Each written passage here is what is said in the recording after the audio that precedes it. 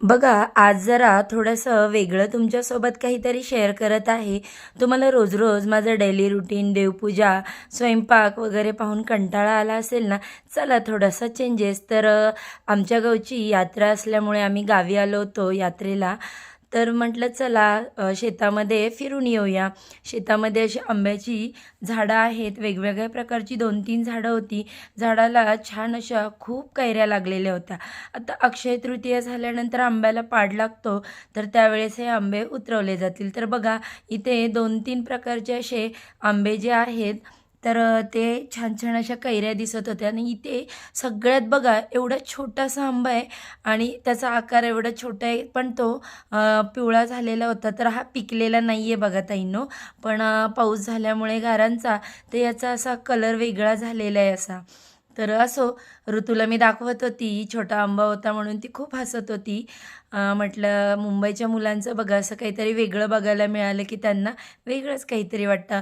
आमच्या नारळाच्या झाडाला देखील नारळ असे आलेले होते. त्यानंतर बघा म्हटलं चला थोडीशी मजा म्हणून Instagramसाठी रील बनवायला शूट देखील आम्ही आमच्या शेतामध्ये करत होतो. तर अहो माझं शूट करत होते.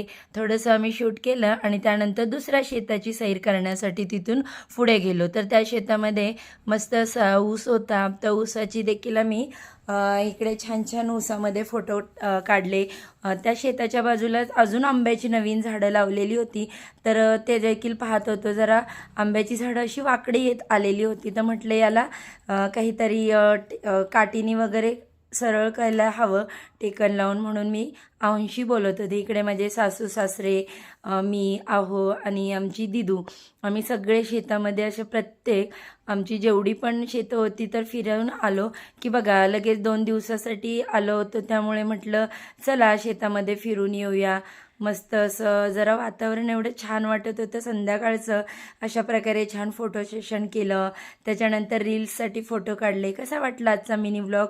आवडला तर लाईक, शेअर, सबस्क्राईब करा. बाय.